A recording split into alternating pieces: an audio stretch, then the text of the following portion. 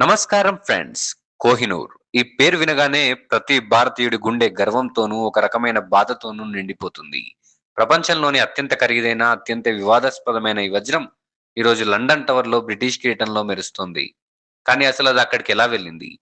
చాలా మంది ఇది బ్రిటిష్ వారికి మనం ఇచ్చిన గిఫ్ట్ అని అనుకుంటారు. కానీ చరిత్ర చెప్తున్న నిజం వేరేలా ఉంది. ఈ కథ మొదలయ్యేది మన తెలుగు నేలపైన. సుమారు 800 ఏళ్ల క్రితం ఆంధ్రప్రదేశ్‌లోని గుంటూరు జిల్లా కొల్లూరు గనుల్లో ఈ వజ్రం దొరికింది. మొదట ఇది కాకతీయ రాజుల దగ్గర ఉండేది. ఆ తర్వాత ఢిల్లీ సుల్తానులు, మొఘల్ చక్రవర్తులు, పర్షియన్ దండయాత్రికులు ఇలా ఎన్నో యుద్ధాలు, రక్తపాతాల మధ్య ఒకరి చేతి నుండి మరొకరి చేతికి మారింది.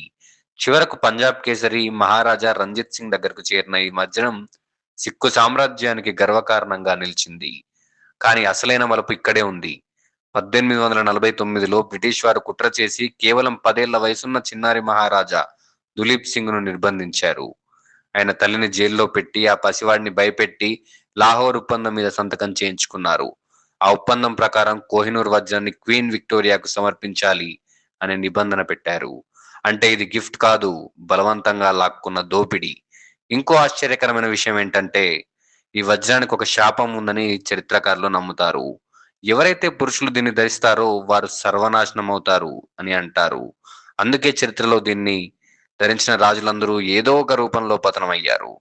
అందుకే ఇప్పటికీ బ్రిటిష్ వారు దీన్ని కేవలం రాణులు మాత్రమే ధరించేలా జాగ్రత్త పడుతుంటారు. మరి మన దేశ సంపద అయిన కోహినూర్ తిరిగి ఇండియాకు రావాలని మీరు కోరుకుంటున్నారా? మీ అభిప్రాయాన్ని కామెంట్ చేయండి. ఇలాంటి మరెన్నో ఆసక్తికరమైన చారిత్రక నిజాల కోసం మన ఆర్ఆర్ తెలుగు పోడ్‌కాస్ట్‌ని ఇప్పుడే సబ్స్క్రైబ్ చేసుకోండి.